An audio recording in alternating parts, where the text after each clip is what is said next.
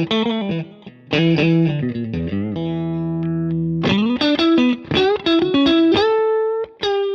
everybody, it's Paul Reed Smith. We're at the PRS factory and we have the honor of having Rene Martinez here. Rene, thank you so much for coming. Thanks, Paul. Thanks for having me here.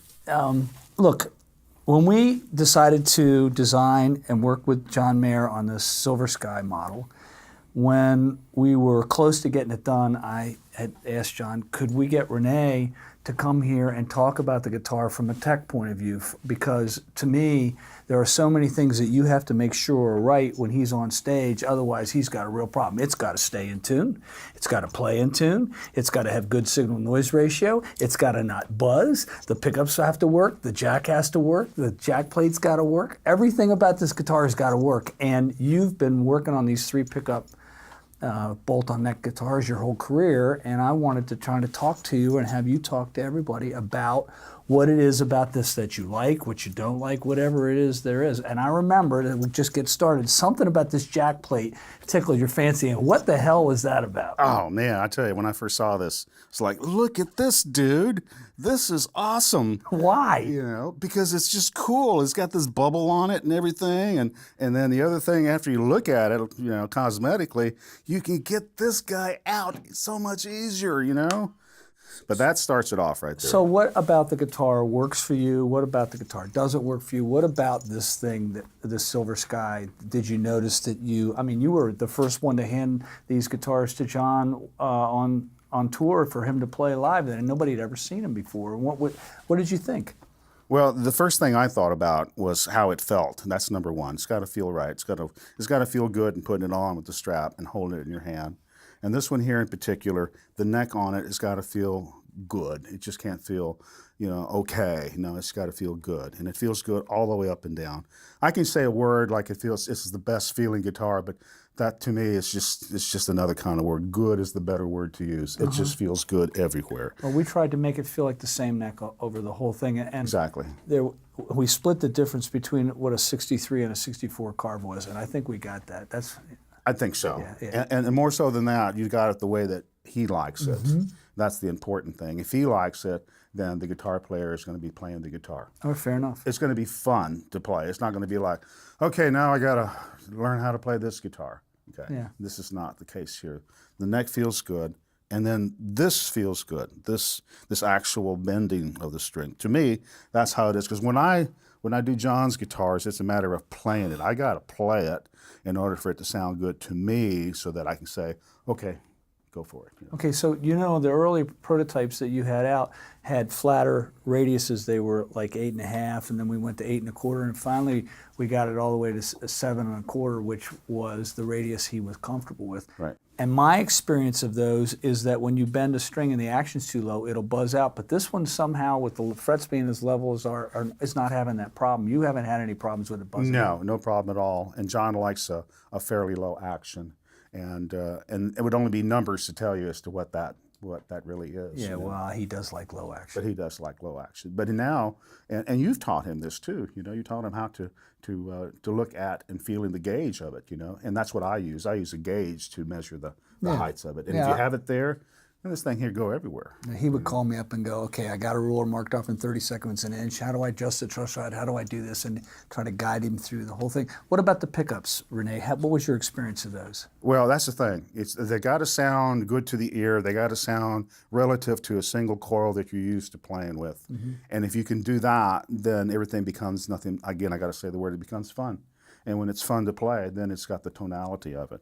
Okay, so they sound like John to me. They have that total sound of it's not like this guitar or that guitar. This sounds like me, and this sounds good, and they sound good in all. And you got 5 different tones. Is the way I usually do it. 5 distinct tones. 5 real distinct tones, with the way it should be for a single coil pickup guitar.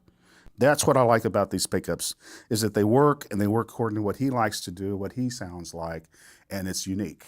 All right, so from my point of view, we wanted to put the same pickups in all 3 positions. and without putting different amounts of turns on them, because the guitars he's been used to have the same amount of turns. Yeah. The problem is very often the treble pickup is sound like an ice pick. And Right. we knew we had it right when all three pickups sounded really, really good. I wanted to be able to use the bass pickup for solos and the treble pickup for rhythm, and all those in-between sounds seemed for us to fall into place when we got the pickups right. That was a long journey. As you know, you got, what, 8 sets of prototypes until we were happy, something like that? Yeah, but then that's what it takes to do it right. Yeah, well. You got to do it. You're the one that had to deal with it. I just had to listen to it. I had the easy part, But you did it, and I'll say it again, you nailed it. Yeah, well, thank you very much. What you don't know is the last prototypes, we would have to go through 10 pickups to get 3 that we knew he would like, and now all the ones that are coming off the machines today that you saw here in the factory we're not having to sift through them anymore. We've got it right. You got it right, yeah. So Rene, let's talk about the bridge a little bit. Okay. We spent a lot of time retooling this so that you wouldn't have any troubles, not just as a tech working on the guitars, but so the musicians wouldn't have any troubles and we would get that old sound. So far, so good? So far, so good. Everything's working great. All right, great. The bridge is good because it feels comfortable when you go up and down. Just like it's supposed to. Nothing more than that. The knife edge works fine, and all the strings stay right here where they're supposed to. The evenness of the saddles, or the string spacing from here to here, it just feels comfortable with the neck. And if you do these right, if you put them over and just touch down here, that's a tech thing I got to talk about. If you do this, push down on the string, then they'll be in tune. They'll be in tune much better, especially if you're using that. All right, so and then we did this, which is a PRS thing where the arm comes out, right? Yeah, and it doesn't feel like that. It feels like it's a screw-on thing, but it's so tight, it feels great. All right, good. And then out of the way, here it is, out of the way, there it is where you want it there, and then just easy to get out of the way. And if you didn't want it, you just pull it right out, So we retooled the knobs, we retooled the switch, Yes. we retooled the pick guard, we retooled the body. Right. We've got a different color in all the horns so that thing sticks out from a distance. Yes. We made the birds smaller, which we retooled. Right. The whole neck headstock tuning peg thing was retooled. Are Yep. you happy with the tuning pegs? Yep. I mean, it's 3 on the side. It's not 6 on the side. Was that fine with you? Yeah, I'm really fine with that. But first, before I go there, I just want to tell you about this. I really like the design of this button here. That Why? goes well, because when you put your finger on it, you got a lot more mass with your finger, and you can move it up. Whereas the rounded one, sometimes it'll slip off. That's just me. That's how I felt about it. But this one's not like that. This one's easy. It gets it, and you're dead on. So that I like there. This is unique. It's different. It's got the The dome on it. Yeah, the dome on it. It's kind of like this here, but it's just different, and that's what's cool about it. The machines here are fine. They got the lock tuning. I like that thumb screw and everything. These are wide enough here. They go great for the tuner. It just feels good in putting it on. But you don't have to use much winding here because of these machines, These are the lockdown. Yeah. And that's what you want for better staying in tune, the least amount of string hanging out. The better. We also put the truss rod adjustment up on the headstock so that you didn't have the problem down here, right? Yeah, sometimes, from the other guitar, you got to take the neck off. You got to. Did you have to take the neck off to change the truss rod adjustment? Yeah, I had to do that and everything, I mean, then, I need my guitar. I'll be with you in about a day or two, okay? No, and this makes it easier. It's just bam, take it off, straighten it out, loosen the strings, tighten it, whatever you got to do, and then you're there, Right, cool. And it stays straight. It's not like, some where it's like as straight as an arrow. Perfect. So that's what I like about it all right now. Right now, it's just a tech-friendly instrument for me, and I hate to fight with something.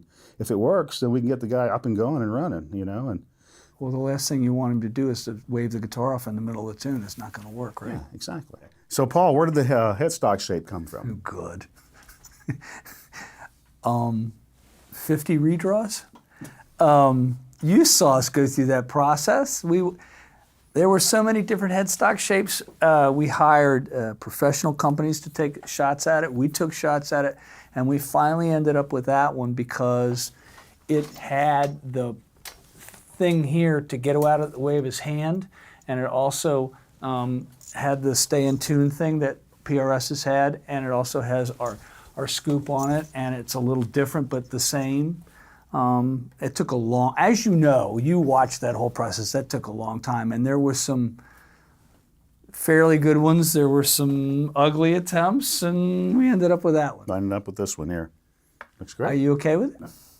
Yeah. Okay, good. Yeah, it's great. So we spent a lot of time, Rene, on the roundover Right. in this section and how the fretboard's rounded over and how the frets feel, so that it feels like a really good refret, because most of these old guitars have been refretted, as you know. Yes.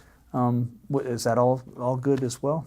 Yeah, I think so. I think what you got here is a guitar that feels like it's supposed to be feeling right after you've done a refret. Right. And because it's clean, it feels comfortable, and there's nothing here that's bugging me, or it feels like it's, too much gone, whatever. It's just perfect as far as the way you got it set here, And if all these guitars are going to come out like this, That's one right off the line. well, there you go. Let's talk about the strap buttons for a Okay. second. Those are string trees off an old bass. Okay. Think about it. Right. Going the D and the G string going underneath. The reason they're on there is because that's what I had on my bench. Right. And very, very often I would get a repair because the strap had come off, the guitar had dropped, the headstock had broken off, and there was a headstock broken off, and I had to do the repair, as you've done plenty of headstock reglues, right? So I didn't want to have to put strap locks on the guitar for the guitar to be secure, and I thought that these old string trees worked really well. They've been on our guitars forever, but that's what those are. That's what these are. There you go. There's a huge sheet metal screw that goes way up into the guitar, so there's no chance of it No way coming for it to out. come out at all. Yeah, and it's not going to. They It's not haven't going yet. anywhere. Not with all the ones that John has. No way. Yep, string trees. Is he using these live, or is he using strap locks? No strap locks. We're using these live. Using these live. All right, great. Yep, don't come off. So, from our world, Rene,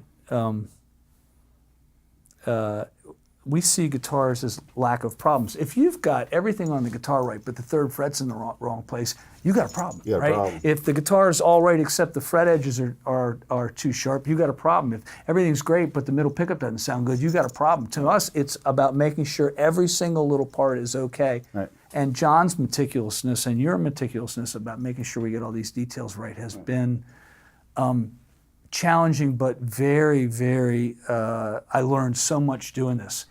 I'll give you an interesting thing about the bone nut. We had to figure out how to glue those things in so all the gaps underneath were filled.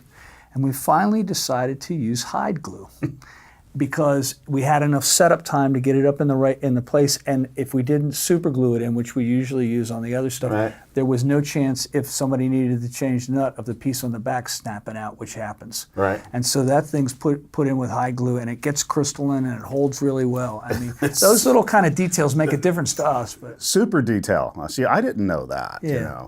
High glue. I've been working with high glue since I started in this business. It's the glue of glues. So send the horse to the glue factory. see, there's something you don't know. Learn something there new. you Cool. go. Well, there you go. It's all there. Well, thank you for coming. I really appreciate it. Thank you. Thanks for bringing me up and showing me everything, and thanks for letting me do this. Thanks for coming. It feels great. It's an honor to have him here. Rene Martinez is at PRS Guitars. What an honor. Thanks for coming so much. Thanks, Paul. All right.